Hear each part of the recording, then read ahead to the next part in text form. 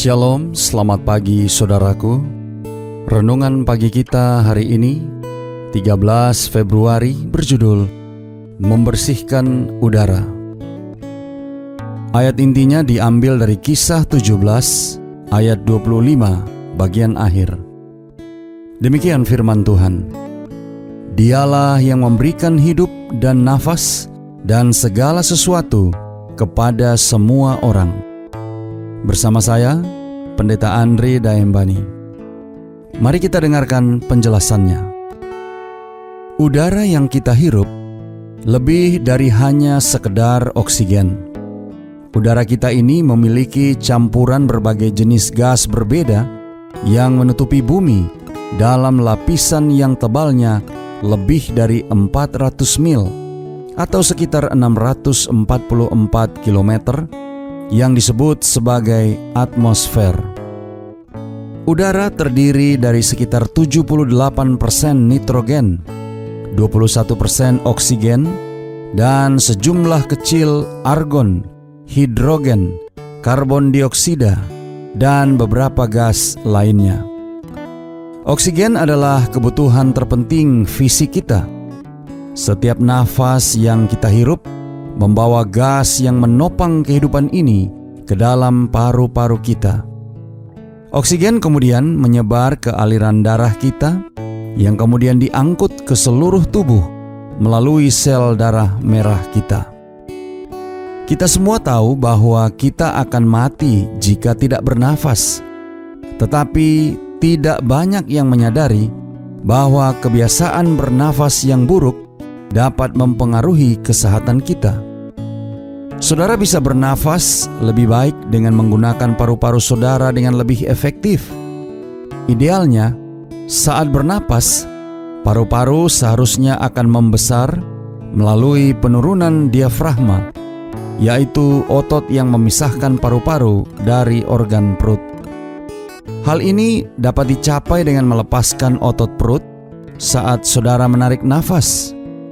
Idenya adalah untuk melebarkan area paru-paru bagian atas serta area paru-paru bagian bawah saudara, sehingga menghasilkan peningkatan fungsi paru serta bernafas yang lebih dalam.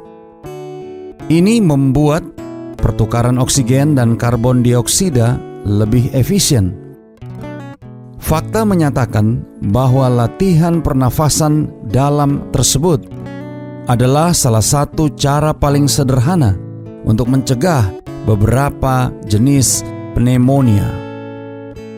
Biasanya, udara terbaik untuk bernafas ditemukan di luar ruangan, terutama di daerah yang jauh dari udara kota yang tercemar. Beberapa orang mungkin berpikir udara dalam ruangan tidak terlalu buruk, tetapi penelitian menunjukkan bahwa udara dalam ruangan bisa 5 kali tercemar daripada udara luar. Hal ini sangat buruk, mengingat kebanyakan orang menghabiskan 90% waktunya di dalam ruangan. Hal sederhana yang dapat dilakukan untuk meningkatkan kualitas udara dalam ruangan adalah dengan membersihkan udara. Bukalah jendela dengan lebar dan biarlah udara segar masuk dan bersirkulasi melalui rumah saudara. Lebih baik lagi jika tetap membiarkan beberapa jendela terbuka sehingga pasokan udara bersih terus-menerus masuk ke dalam rumah. Jika saudara tinggal di kota, bukalah jendela dan keluarkan udara dari rumah saudara pada malam hari, karena tingkat kabut asap lebih rendah setelah matahari terbenam. Saudara-saudara yang kekasih di dalam Tuhan, Allah memberikan nafas bagi semua orang, tidak hanya secara fisik, tetapi juga secara rohani. Alkitab berkata, "Dan sesudah berkata demikian, Ia menghembusi mereka dan berkata, 'Terimalah Roh Kudus,' sebagaimana dicatat dalam Yohanes 20 ayat 22. Kata Yunani untuk roh adalah kata yang sama untuk angin atau udara. Sama seperti kita membutuhkan udara segar untuk hidup, kita juga membutuhkan Roh Allah untuk benar-benar menjalankan hidup kekristenan. Doa kita hari ini. Bapa, terima kasih. Melalui renungan pagi ini, kami boleh diingatkan tentang pentingnya udara yang bersih di dalam kehidupan kami. Terima kasih melalui renungan pagi ini, kami boleh belajar bagaimana hidup terus berlangsung dengan oksigen yang Engkau telah sediakan dengan cuma-cuma bagi kami.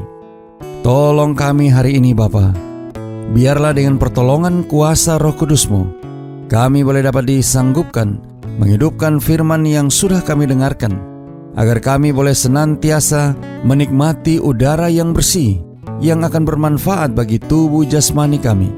Dan di saat yang sama, kami boleh dapat menerima kuasa Roh Kudus, dan kami dapat benar-benar menjalankan hidup kekristenan kami, sehingga orang dapat melihat Kristus hidup dalam kehidupan kami. Terima kasih Bapa. Inilah doa dan permohonan kami kepadamu. Di dalam nama Yesus kami berdoa. Amin.